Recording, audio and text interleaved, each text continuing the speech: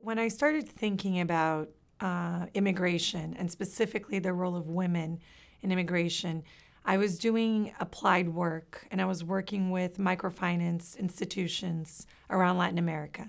And one thing that I noticed was whenever I was in Mexico or in Brazil or in El Salvador doing research within microfinance was that a lot of the women and a lot of the people in the reproductive age were not in the country, were not in the towns. And many of these towns were called ghost towns. And you could see a lot of young children and older caregivers, but really the mothers and the fathers weren't there.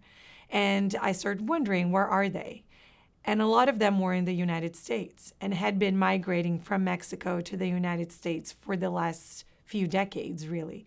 And so I decided to take an approach to immigration studies that would match the families, so not just do a study on one side of the border versus the other side of the border, but really try to understand how these families organize across terrain, because a lot of the research that we see focuses on one community, or a lot of people call ascending country or a host country. And there's so much more to the duality of kind of polarizing and saying there's a sending and there's a receiving, when people are really being organized and are organizing themselves in a transnational way.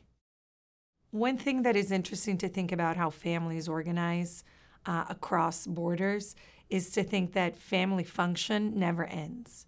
So our ideas of what parenting or mothering or care, all of these ideas of what they mean, they won't stop because families are not physically together. And I guess there's an assumption that when people are separated across borders, they're going to stop doing that there's an abandonment, that there's a rupture, that you can't fix that. And in actuality, what's happening is that they are still a family, but they're trying to come up with ways of doing that. And examples of that go through an everyday perspective if you think about with technology.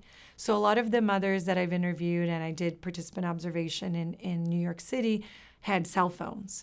And their teenage sons and daughters who were in Mexico would send them text messages throughout the day about mundane things that you would think, that's what I do with my own children in my own house in the United States, but how are they doing that across the border? So one of the children would ask, can I go out tonight with my friends to a movie? And they are thousands and thousands of miles apart. And still this mother would say, did you ask your grandmother about it? What did she say? And the son would say, I did, but she told me I still have to talk to you about this. I still have to have your authorization as if I can go out or not. And keep in mind, this is a 300 people town in Hidalgo, a state in Mexico, and she was in the South Bronx in New York City. They hadn't seen each other in 12 years. And she was still making these decisions, or if not so much making the decision, she was still being consulted as if her role never changed, really. So it was almost suspended in time from the moment that she left, that the caregivers and the children were still working under the assumption that your mother is still the one that you're going to go for these decisions. So she wrote back in text messages, if your grandmother says it's okay, you can, but you have to be back by 9 p.m. And he said, okay, I'm going to do that. So 9 p.m. rolled around and she texted him and he didn't text back. She called the house and talked to her own mother, the grandmother, who said he's still not back. So she called a cousin to triangulate the data almost and say, where is he? And he said, well, he's still out. And she said, well, have him go back to the house because I'm going to call the house in 20 minutes. And again, this is from a rural town, small rural town in Mexico to the South Bronx in New York. And these are activities that they're figuring out as they go, how to stay connected. And parenting won't stop and mothering won't stop. And the feeling that you have a family, you want to keep that family together as a unit, that no border will ever stop that from happening, right? Because people still crave wanting to be close, just in different ways that they organize. So the education of children in Mexico and in the US play a role into how these parents organize and specifically how they care across borders. One example of this that happened throughout all the families was really the narrative of the sacrifice as to why you leave your children in the first place, which from a Western perspective and from a US-centric perspective, when you leave children, you're abandoning them, right? It's the rupture. And the narrative that these mothers were really coming to terms with and expressing was, I'm doing this so you can have a better experience in your own school. So with the money that they send back, they can buy uniforms and books, and they can go to school trips, and they could do many things that if perhaps the mother had stayed home, the idea is that she wouldn't have been able to provide that for them.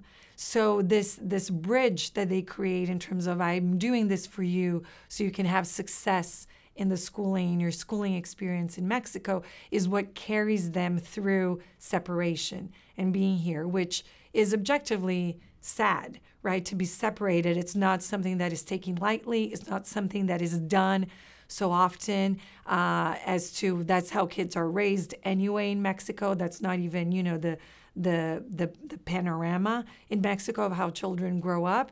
They do have grandmothers who are always very present in their upbringing, but not so much that they were going to live with the grandmothers no matter what, right? They were living with the mothers before that particular separation happened.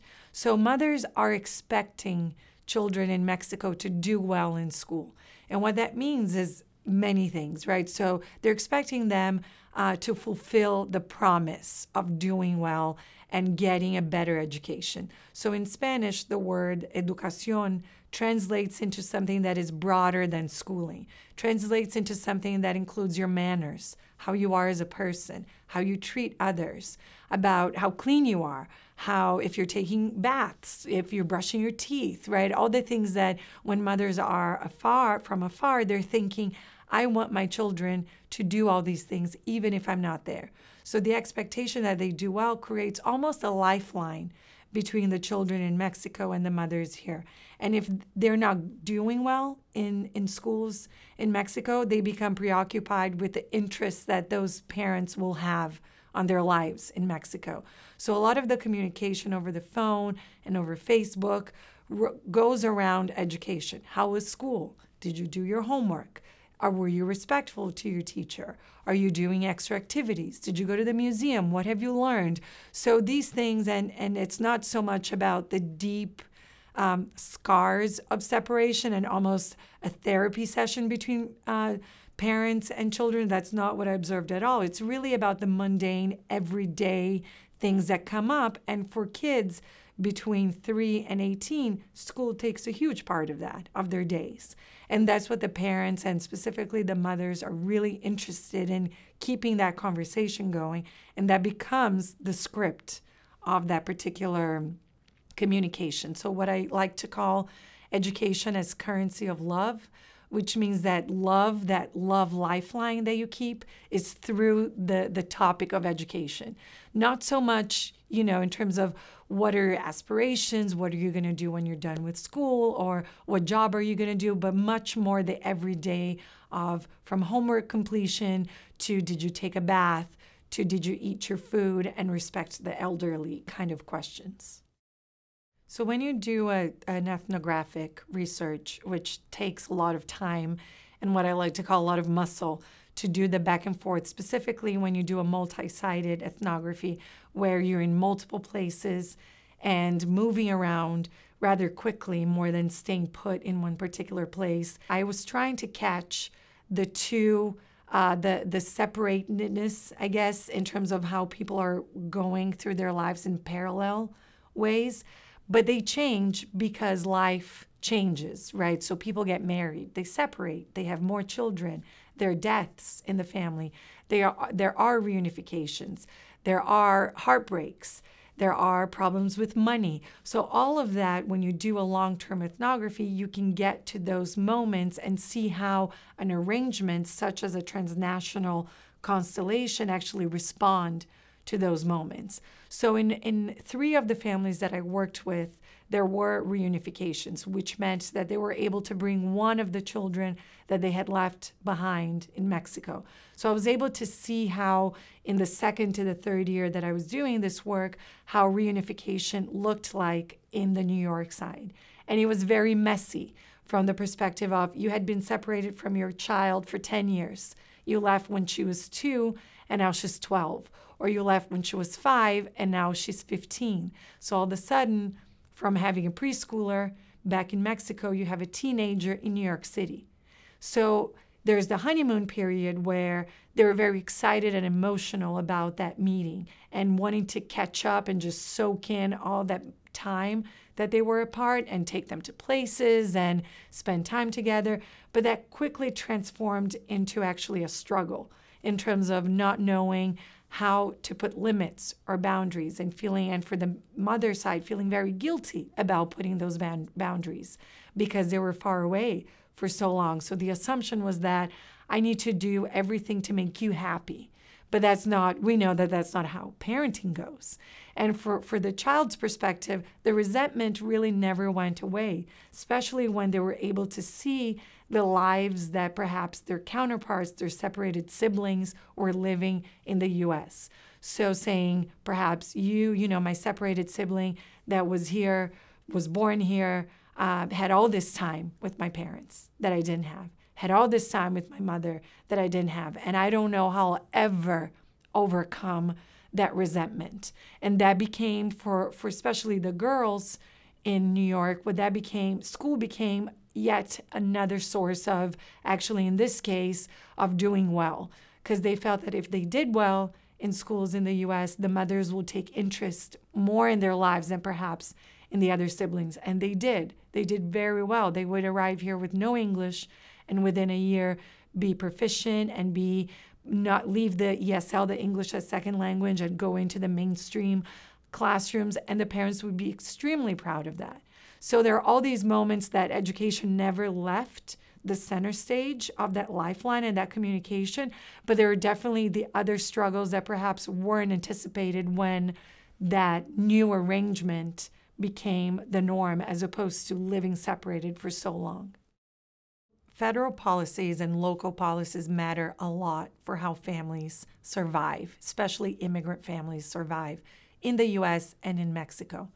Since the 1990s, really the early 1990s, especially 1992, with the militarization of the border between Mexico and the U.S., what happened was there was a break in the circular type migration where a lot of men actually would come from Mexico, work 9 months of the year in the U.S., and go back home for 3 to 4 months. That's usually when their wives would become pregnant, and then kids would be born in Mexico and not in the U.S. side.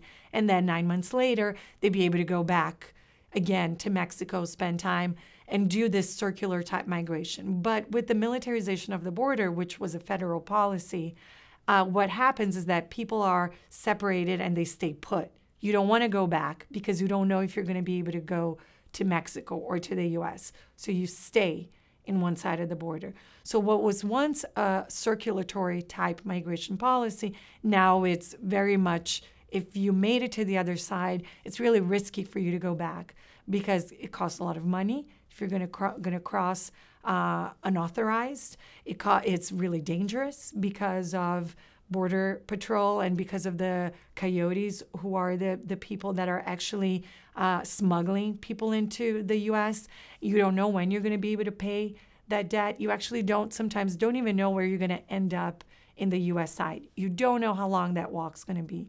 You don't know if you're going to be walking through the desert for days and days, and if you only have one backpack and a bottle of water. Some people were bringing their small children with them. Now they know that people are actually dying as they attempt to cross the border.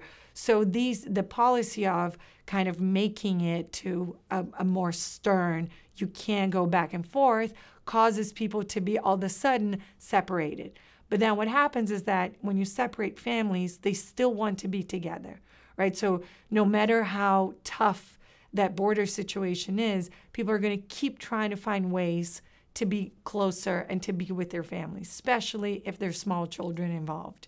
So that, historically speaking, that particular policy caused that separation that was static more than, going back and forth. Now, this year in 2018, we saw what happened on the border with the separated families, which wasn't a policy. It's not that it was a policy that didn't exist necessarily under the Obama years, but what happened is that under the Trump administration, it became a zero tolerance policy, which means that for them to prevent people from coming in, they would separate children and parents as they catch them. Instead of putting them in family detention, which is also problematic, they would separate them. And they did that with very little logistical expertise, right? So what we have now, it's a full-on crisis of over 12,000 immigrant children who are in some sort of incarceration or shelter across the U.S., and a lot of them don't know where the parents are, and the parents actually also don't know where they are. A lot of these parents were actually also deported back to Mexico, and they signed a waiver that they didn't need to be reunified with their children, but they didn't know what they were signing, many of them, because they either don't speak the language or don't speak the legal language, which is yet another hurdle. So that's yet another piece which is attacking specifically families. And I find this very, very interesting from the perspective as when you go after families and when you separate them, you're actually going after a way to destabilize a particular population. Because when you do that, it's in terms of preventing people from coming in, which can be actually very effective, right? So it could be that after this whole mess that we've seen and this what happened during the summer, that less people are going to try to cross because they're afraid of what's going to happen. So that could happen, but the costs of that and the trauma inflicted on these parents and these families and these children, we're going to see that for the next 20 to 30 years. And this is the generation that's coming up, right? So this generation is going to grow up with that resentment yet again of separation and not being able to be close to their families.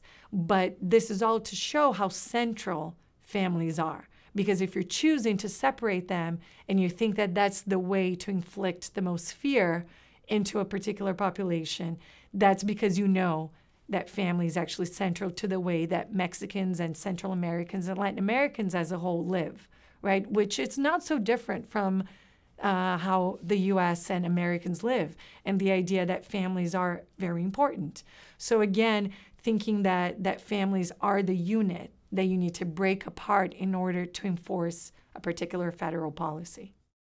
The main takeaways from the book that I think could be very great, not just for my audience in terms of the education, but also for a broader audience, is that people have stories. And stories, they travel no matter where you go, right? So it doesn't really matter that they're not your neighbor necessarily, but they're somebody's neighbor. So these stories will go no matter where you go in the world. And if you stick to the stories and you pay attention to the value of the stories and how people are relating to one another, it's easier for us to understand and to empathize with what is going on. And it's easier for us to think about these are not necessarily conscious choices that people are making all the time, that they want to be away from their families. Nobody wants to be away from their families. And that's another takeaway from the book. Nobody's choosing to be away from their babies and their preschoolers and not see graduations and miss on funerals and these important pieces of our lives. Nobody wants to do that. But there are larger structural pieces that are making people make these decisions, and we're stuck with looking at how they're organized. So pay attention to the stories and sticking to that more than so much the literature that will go with explaining and analyzing a lot of that, but really paying attention to the characters in this book. And they'll tell you a story that you're going to be interested in learning from. Also, the role that children have in immigration, which a lot of the research that we do as scholars with children, we tend to assume that they don't have the power necessarily to tell their stories. And they do. And they come up with their imaginaries and their own stories of what happened to them, their lived experiences, to tell you something that is extremely complex. So listening to their voices and taking them just as seriously as you would an adult, I think it's a contribution that I am trying to make with this particular book as well. And finally, I think that as citizens, not just of the US, but of the world, as a Brazilian citizen myself, as a Latin American myself, I'm really excited to have people engage with going from the macro of what these particular policies can do to a very micro or context of reception of what actually happens when people move. What are these small things that happen in our lives that actually make a difference when you're trying to live as a family? And let that move you and let that sit with you in terms of, I want to do better, not just for my own children or the people that I know, but for the larger population that are coming and going, right? Because migration is as basic as drinking and sleeping and eating. We all do it at some point. We may do it internally, we may do it internationally, but we're going to go someplace else. And what does that mean when you arrive or when you leave a place in terms of the families and the communities that are left behind or that you're able to take with you?